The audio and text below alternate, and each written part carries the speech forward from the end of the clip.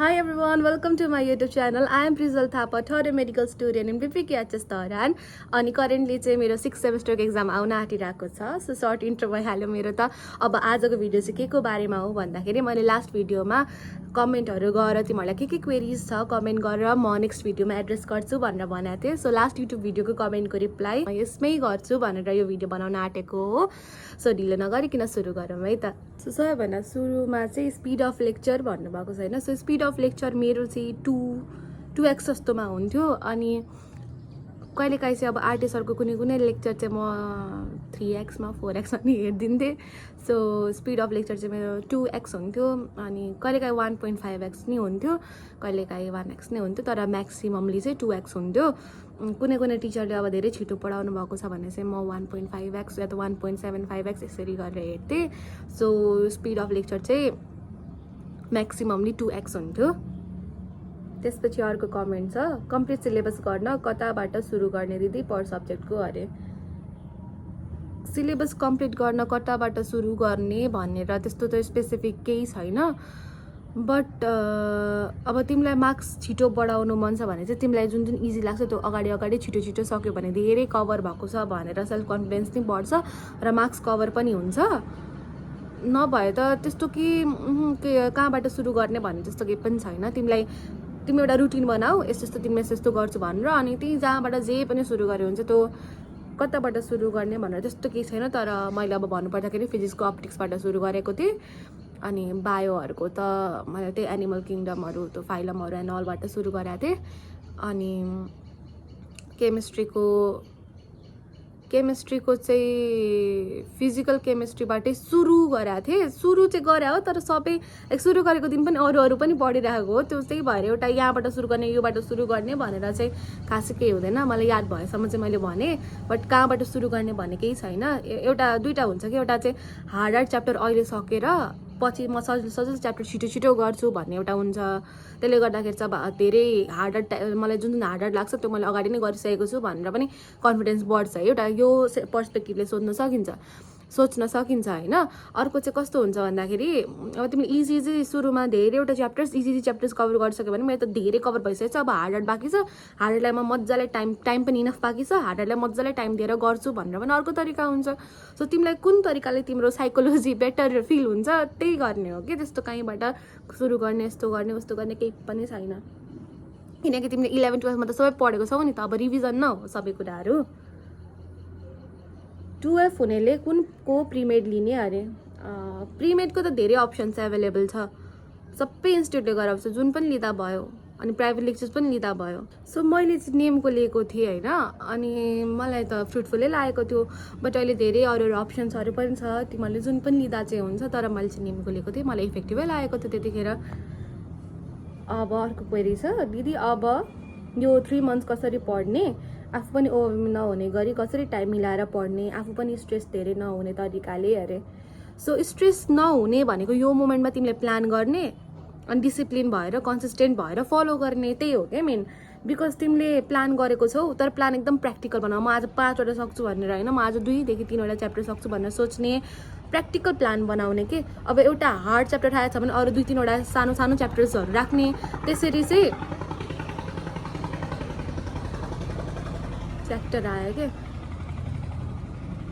मेरो माइक पनि बिग्रिएछ अहिले. सो त्यसरी चाहिँ हामीले गर्न सक्छौँ कि 2-3वटा च्याप्टर 3 to 5वटा च्याप्टर्स पनि गर्न सक्छौँ. तर प्लान एकदम प्र्याक्टिकल बनाउने र कन्सिस्टेन्ट भएर फलो गर्ने. तिम्रो वर्क प्लान तिमीसँग हुनुपर्छ क्या.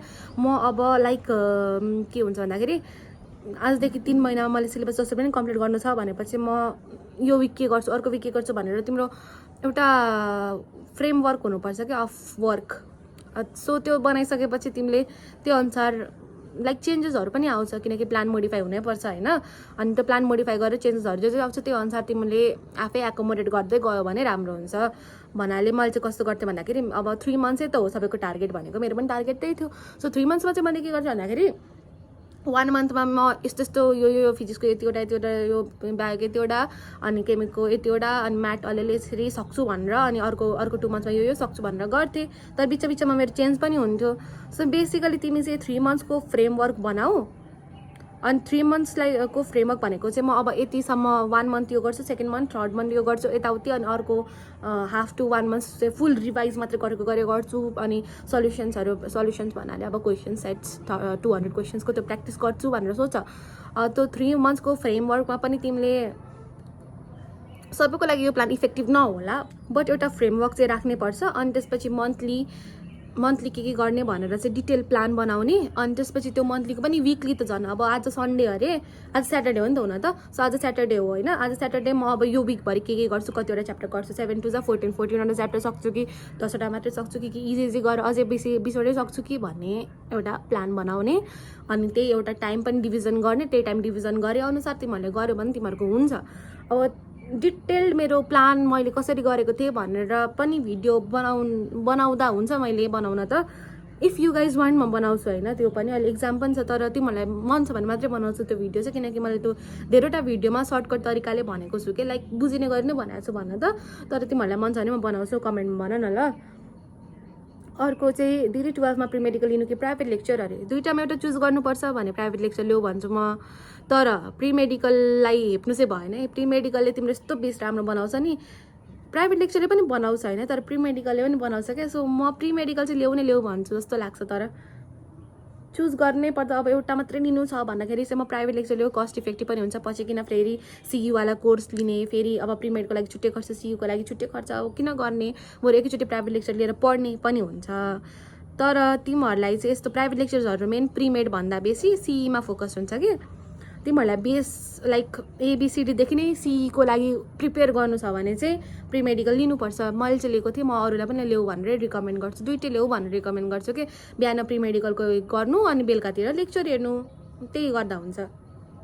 सो अर्को कमेन्ट छ, फिजिकल क्लास लिँदा ठिक हुँदैन अरे, फिजिकल क्लास लिँदा ठिक हुँदैन, मेरो लागि चाहिँ ठिक भएको थिएन, त्यही भएर मैले अब अरूलाई मेरो पर्सनल एक्सपिरियन्स अनुसार चाहिँ ठिक हुँदैन भन्न चाहे, बट मान्छे अनुसार फरक हुन्छ। म चाहिँ अब नेम जोइन गराएको थिएँ, नेम जानु आउनु म थाक्थेँ, पढ्न नै सक्दिनँ थिएँ आएर, अनि त्यही भएर मैले चाहिँ प्रिफर गर्न म अनलाइन नै बरु घर बसेर पढ्छु, एउटै रुममा बसेरै पढ्छु भनेर सोचेँ। अनि त्यही भएर मलाई चाहिँ मेरो लागि चाहिँ फिजिकल क्लास गएर आउनु इफेक्टिभ भएन, बट त्यो भन्दैमा अरूको लागि हुँदैन भन्ने होइन, सो मेरो लागि चाहिँ पर्सनली भएन। अनि त्यही भएर मैले अरूलाई रिकमेन्ड गर्दा त मलाई के बेनिफिसियल भएको छ त्यसको आधारमा पनि त रिकमेन्ड गर्छु, त्यही भएर मेरो लागि चाहिँ भएन, त्यही भएर अनलाइन प्रिफर गर भन्ने चाहिँ मेरो अलिअलि छ होइन माइन्डमा, but it's completely up to you. So अर्को क्वेसन छ, दि मेरो सिलेबस कम्प्लिट छ बट मार्क्स बढिरहेको छैन, 110 जति आइरहेछ, त्यसमा दुईवटा रिप्लाई पनि छ, how did you complete your syllabus भनेर, अनि ब्याकलग स्टुडेन्ट भनेर रिप्लाई गर्नुभएको छ, जसले कमेन्ट गर्नुभएको थियो। सो मेबी यसमा चाहिँ के हो भन्दाखेरि रिभिजन पुगेन या त पढेको कुराहरू बिर्सियो कि ब्याकलग स्टुडेन्ट भनेपछि, बिकज रिभिजन गरेन भने सब बिर्सिन्छ। अर्ग्यानिक केमिस्ट्री जस्तो मजाले उड्छ, झन् इनअर्ग्यानिक त उड्छ, फिजिकल पनि कसरी के फर्मुला एप्लाई गर्ने मजाले याद हुँदैन, फिजिक्स बरु अलिक कम उड्छ अरू कुरा भन्दा, बायोको बोटनीको झन् त्यो बोटनीहरू त झन् छिटो उड्छ जस्तो लाग्छ मलाई त बायोको जुलोजी भन्दा। सो यसमा चाहिँ के पर्यो भन्दाखेरि चाहिँ रिभिजन गर्नु पर्यो होइन, अनि एकचोटि चाहिँ के गर्नु एक दुईचोटि चाहिँ के गर्नु पर्यो भन्दाखेरि अब कता कुन इन्स्टिट्युटबाट मोक एक्जाम दिइरहेको हुनुहुन्छ, त्यो चाहिँ कुन सब्जेक्टबाट या त कुन टपिकबाट मार्क्स एकदम गइरहेको छ त्यो फाइन्ड आउट गर्नु पर्यो। अनि हो त्यो च्याप्टरलाई त्यो सब्जेक्टलाई अलिक बेसी टाइम दिएर अलिक मजाले रिभिजन गरेर फेरि लेक्चर हेरेर हुन्छ कि युट्युबबाट पढेर हुन्छ कि आफै पढेर हुन्छ कि होइन, अझै धेरै एमसिक्युज प्र्याक्टिस गरेर हुन्छ कि त्यसलाई चाहिँ हामीले इम्प्रुभ गर्दै जानु पर्यो। अलमोस्ट 1 मन्थ जति त्यस्तो गरौँ होइन हामीले, अनि त्यसपछि इम्प्रुभ भयो भने त त्यही हो भनेर थाहा पाइन्छ, नभए चाहिँ सिलेबस कम्प्लिट गर्दाखेरि फास्ट एन्ड गरेर अनि अहिले चाहिँ कम्प्लिट भयो त्यही पनि मार्क्स बढिरहेको छैन भन्ने हो कि सिलेबस कम्प्लिट गर्दाखेरि त्यो छिटो गर्ने भएर धेरै कुराहरू छुटेको थियो कि पढ्न भनेर पनि थाहा हुन्छ नि त। सो यो दुईवटा कुराहरू एप्लाई गरेर एकचोटि हेरौँ है त। अर्को चाहिँ फिजिकल क्लास वर्थ इट छ कि नै अरे, मेरो लागि छैन नै भन्छु म चाहिँ, छैन भन्दाखेरि छैन भन्न मन लाग्यो मलाई, तर त्यही हो मान्छे अनुसार फरक पर्छ नि त। Currently I am at 12th class and I have joined a pre-med group in my college, give me some advice। 12 class अनि कमेन्टको रिप्लाई छ क्लास 12 को बुक प्लस मोड्युलबाट रिलेटेड च्याप्टर पढ एक्ज्याक्टली यो पनि गर्न मिल्यो अनि अर्को क्लास 12 मा छ क्लास 12 को कन्सेप्ट एकदम क्लियर गरे 11 को क्लियर छ छैन त्यो त थाहा भएन मलाई हैन भए झन् राम्रो नभए पछि पनि लाइक कम ब्याक हान्न सकिन्छ तर 12 मा चाहिँ एकदम सर्टकट सजेसन ल 12 मा के गर भन्दाखेरि जुन च्याप्टर अहिले तिम्रो कलेजमा पढाइ भइरहेको छ त्यो च्याप्टरको अब कलेजै मज्जाले खतरनाक तरिकाले बुझ्यो भने त ठीक छ नभए युट्युब आएर घर आएर युट्युब हेरेर मज्जाले डिटेल थ्योरीवाला कन्सेप्ट बुझ त्यसपछि त्यति बुझिसकेपछि तिमीहरू न्युमेरिकल्स गर न्युमेरिकल्स डिटेलली लाइक फाइनलमा जसरी गर्नुपर्छ नि एनिबीमा त्यही अनुसार न्युमेरिकल्स एकदम डिटेल गर अनि त्यसपछि चाहिँ के गर्ने भन्दाखेरि अब यो तिम्रो त्यति भइसकेपछि लगभग तिम्रो धेरै कन्सेप्ट क्लियर भइसकेको हुन्छ अनि अब प्राइभेट लेक्चर्स लिएको छौ प्रिमेड ग्रुपमा छ अरे हैन प्रिमेडमा पनि त्यही अनुसारको च्याप्टरहरू पढाइ हुन्छ हैन सो त्यही अनुसारको च्याप्टर जुन पढाइ हुन्छ त्यसको त छुट्टै नोट बनाइरहेको होला बनाऊ पनि भन्छु म एउटा छुट्टै कपी राखेर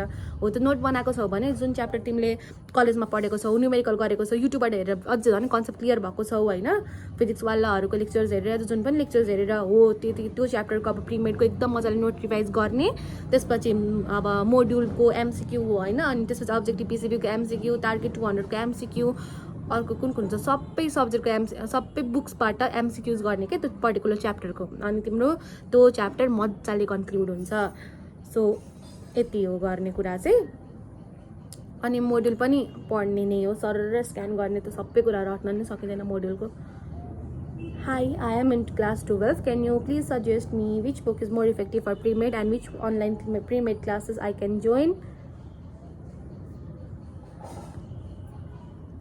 So pre-med online classes भन्नु पर्दाखेरि चाहिँ मैले नेमको जोइन गराएको थिएँ बट अहिले अरू धेरैवटा पनि छ सबैको इफेक्टिभ हुन्छ भनेर नै सजेसन लाइक मैले चाहिँ नेमको प्रिमेड जोइन गरेको थिएँ इफेक्टिभ भएको थियो बट अहिले मैले भिडियोमा भनेअनुसार धेरैवटा इन्स्टिट्युटको जोइन गर्नुभएको छ उहाँहरूले पनि मलाई इफेक्टिभै भयो भन्नुहुन्छ त्यो लाइभहरूमा सोद्धाखेरि मैले so you can join any premed but मैले चाहिँ नेमको जोइन गराएको थिएँ अनि which book is more effective for premed module पढे हुन्छ स्क्यान गरे हुन्छ टेक्स्ट बुक पढ्ने हो कन्सेप्ट क्लियर गर्ने हो बुक के भन्दा पनि त्यो सरहरूले पढाएकै कुराहरूले पुग्छ के अझै प्राइभेट लेक्चर्सको त झन् मजाले पुग्छ मैले त मेन त प्राइभेट लेक्चर्सलाई नै बेस बनाएको थिएँ अनि प्लस 2 को कन्सेप्टलाई सो त्यही हो अब म थ्योरीको बुक भन्दा पनि एमसीक्यूजको बुक चाहिँ भन्छु टार्गेट 200 अब्जेक्टिभ पीसीबी मोड्युलको जुन पनि इन्स्टिट्युटको मोड्युलको एमसीक्यूज मैले चाहिँ नेमको मोड्युलको गरेको थिएँ त्यसपछि अर्को कुन हुन्छ र कम्प्लिट सल्युसन पनि पछि गर्दै जाँदा हुन्छ अहिले सुरुमै गरिहाल्नु पर्दैन अनि कुनै छुट्यायो भने म लेखिदिन्छु बट मेन त यिनीहरू नै बुक्स हो अनि मैले चाहिँ बिपिकेआइएचएसकै मेरो दिदीको पालोको बुक रहेछ क्या एमसीक्यूवाला त्यो गरेको थियो गाह्रो क्वेसनहरू थियो अर्को क्वेसन छ दिदी मेरो अहिले 120 जति आइरहेको छ मोकमा एज अ फ्रेसर हजुरको कतिको रेन्जतिर आउने गर्थ्यो अनि अझै 3-4 मन्थ्स बाँकी छ if I grade scholarship is it possible अरे यस अभियसली मेरो यही रेन्जमा आउने गर्थ्यो 110 to 120 आउने गर्थ्यो यति बेला त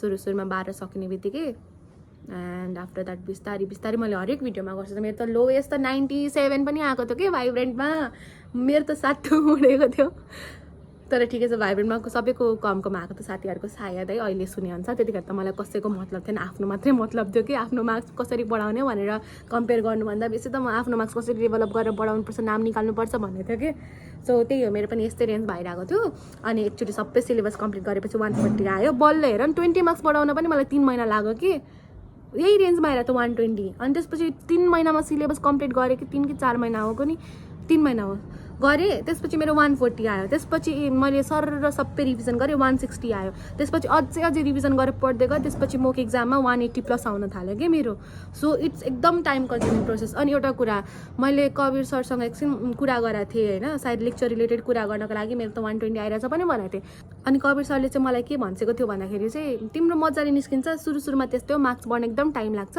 तर तिम्रो निस्किन्छ नाम भनेर भनिसकेको थियो कि त्यसपछि पनि अनि त्यसपछि म 3 महिना जति पछि एकचोटि फेरि कलमा कुरा भएको थियो मेरो कवीर सरसँग अनि त्यतिखेर चाहिँ के भन्छ मैले अनि त्यो कति आइरहेछ भन्दाखेरि 160 यताउति भनेको थिएँ अनि त्यसपछि अनि सर तिम्रो निस्किन्छ ढुक्क भएर बस भनेर भनिसकेको थियो नभन्दै मेरो नाम पनि निस्क्यो सो त्यही हो मैले कवीर सरको पनि लेक्चर लिएको थिएँ अनि त्यही हो मैले मतलब मेरोसँग रिलेट गरेको कि मैले चाहिँ तिमीलाई 120 जसको अहिले आइरहेको छ उसलाई चाहिँ मेरो स्टोरीसँग रिलेट गरेको क्या। सो तिम्रो पनि पोसिबल छ, मजाले पोसिबल छ, तर तिमीले चाहिँ सिलेबस कम्प्लिट गरेपछि मजाले रिभिजन पनि गर्नु पऱ्यो।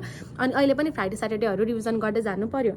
सो अर्को चाहिँ के छ भन्दाखेरि कमेन्ट सायद यति नै होला युट्युबमा, कुनै त मलाई छुटाइन नै जस्तै लाग्यो। सायद दिदी अनलाइन लेक्चर अहिले लिँदा 3 महिनाभरि कसरी भ्याउँछ भनेर भन्नुभएको रहेछ। मैले मेरो रुटिन धेरैचोटि भनिसकेको थिएँ मैले कसरी भ्याएको थिएँ भनेर। 2x मा हेर्थेँ म चाहिँ, अनि त्यही आफ्टर 2 PM 2टादेखि 3टा लेक्चर्स भ्याउँथेँ, म्याक्सिमम् डेजमा 2टा भ्याउँथेँ। भोलिपल्ट चाहिँ बिहान 6 साढे 6 बजे उठेर सबै रिभिजन गर्थेँ, 1 घन्टामा सबै रिभिजन सकिन्थ्यो। त्यसपछि सबै बुकबाट जुन जुन मैले अघि भर्खर मेन्सन गरेको थिएँ अरूमा सबै बुकबाट मैले MCQs प्र्याक्टिस गर्थेँ, त्यो अर्को दिनको 12 PM सम्म सकिन्थ्यो। सो त्यही साइकल रिपिट हुँदाहुँदै मैले चाहिँ सिलेबस सकाएँ। एउटा चाहिँ मेरो लागि बेनिफिसियल पोइन्ट के त भन्दाखेरि मैले क्लास 12 मा फिजिक्सको लेक्चर लिएको थिएँ। क्लास 12 मा मैले MCQsहरू सबै फिजिक्सको लगभग गरेर पनि भ्याइसकेको थिएँ होइन आरटी सरको लेक्चरले। तर त्यसपछि 12 पछि पनि मैले फिजिक्सलाई टाइम नदिएको चाहिँ होइन, गजेन्द्र सरको लेक्चरहरू हुन्थ्यो, लाइभ लेक्चरहरू हेर्थेँ राति। सो बेसिकली 12 मा पढे पनि नपढे पनि 12 पछि फेरि गरेको हो नि त। सो त्यही भएर टाइम चाहिँ इक्वली नै खाएको फिजिक्सले पनि। बट त्यही हो मेरो चाहिँ यस्तै रुटिन थियो होइन। अब सबैको लागि यही रुटिन एप्लिकेबल हुँदैन। एउटा कमेन्ट पनि आएको छ same routine doesn't work for everyone भनेर। एक्ज्याक्टली वर्क गर्दैन, तर मैले जस्ट आइडिया दिएको यस्तो गर्न सकिन्छ भनेर। सो 3 महिनामा लेक्चर चाहिँ त्यही हो 2x मा हेर्ने, नत्र 1.5x मा हेर्ने, नत्र सरहरूले छिटो पढाउनु भएको छ भने 1x मै हेरेर भए पनि दिनको 2टा 3टा लाइक च्याप्टर्सको लेक्चर हेरेर सक्ने, 2टा मिनिमम सक्नै पर्छ है 2टा चाहिँ। अनि त्यसपछि भोलिपल्ट बिहान MCQ प्र्याक्टिस गर्ने। मैले त्यस्तो गरेको थिएँ, यो गर्दा भयो।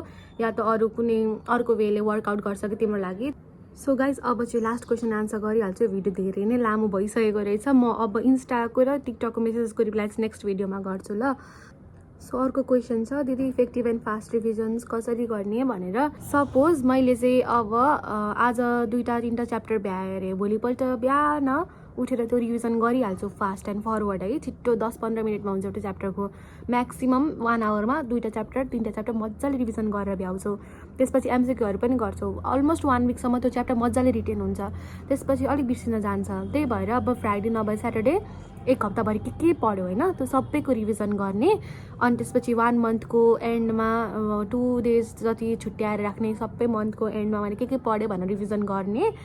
त्यसरी गर्दाखेरि चाहिँ रिभिजन इफेक्टिभ एन्ड फास्ट हुन्छ। अनि फिजिक्सको फिजिकल केमिस्ट्रीको फर्मुलाहरू जुन जुन हुन्छ तिनीहरू चाहिँ एउटा छुट्टै टिप्ने कपी नै बनाउने, फर्मुला कपी भनेर। अनि त्यो चाहिँ रिभिजन गरेको गर्ने, सो द्याट जहाँबाट पनि जहिले पनि MCQ सोध्ने बित्तिकै तिमीलाई फिजिकल केमिस्ट्रीको फर्मुला रिकल गर्न धेरै बेर नलागोस् भनेर।